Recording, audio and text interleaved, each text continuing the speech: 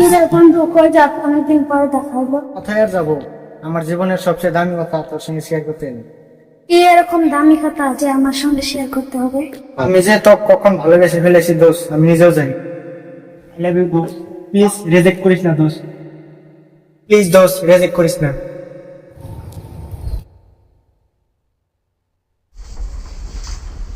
না দোষ, আমি তোকে ভালোবাসতে পারবো না, আমার পক্ষে ইম্পসিবল। এই তুমি আমার সঙ্গে মজা করতেছো নাকি?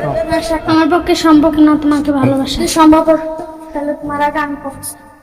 তুমি যদি আমাকে ভালোই না বাসবা, তাহলে আমি যেদিন মরতে গেছিলাম সেদিন আমার জন্য এত চিন্তা কেন করলে? ওটা শুধু করছি মায়ার জন্য। ও মায়া, শাহিদ, আমি শুধু তোমাকে লাইক করি। লাইক করা আলাদা আর ভালোবাসা আলাদা।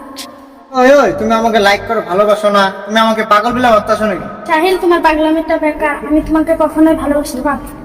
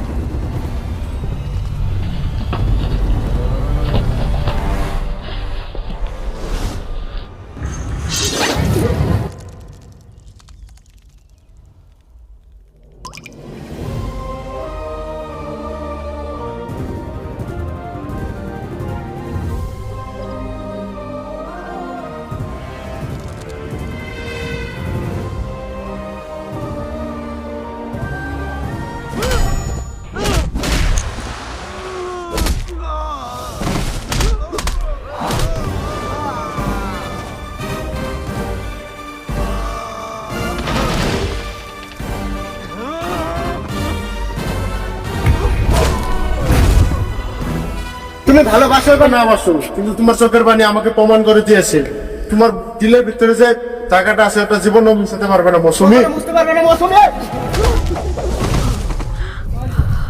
যখন তোমার বুক আমার বুকের সাথে লেগেছে তখন তোমার হার্টবিট আমাকে বলে দিয়েছে তুমি আমাকে কতটা ভালোবাসো। মৌসুমী, তোমার দিলের থেকে আমার নাম কখনো মুছতে পারবে না মৌসুমী।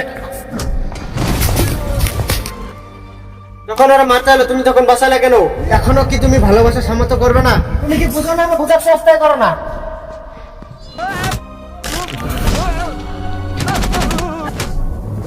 এই এই এই, তুমি কি বুঝো না? আমি তোমাকে ভালোবাসি না, বাসি না, বাসি না।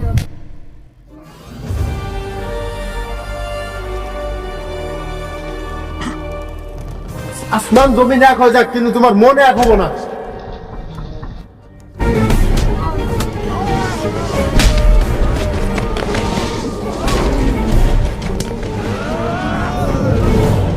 আয় আয়, তুই আয়, তুই আয়।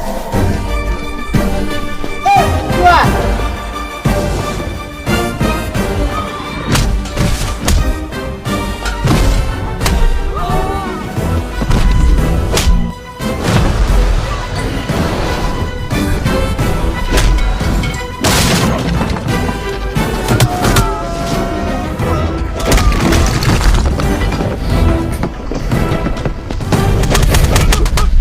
যাই যতই চেষ্টা করুক আমার কাছ থেকে তোমাকে কেউ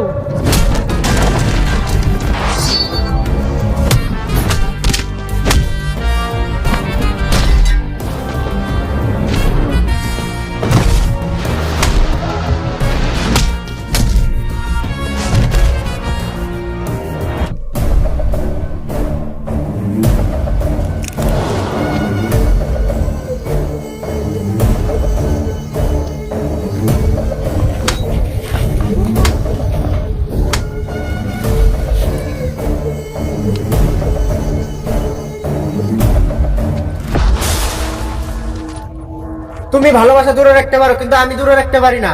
আমার মাথা পাগল হয়ে গেছে, এই কথার জবাব চাই। চুপ! তোর মতন ভিখারি বাচ্চা কাছে দেব না, আর জব চাট আমার মেয়ে কার হাতে তুলে দেবো? তোর মতন ভিখারি বাচ্চা কাছে দেব না, আমি যার হাতে তুলে দেবো তার হাতে দেবো।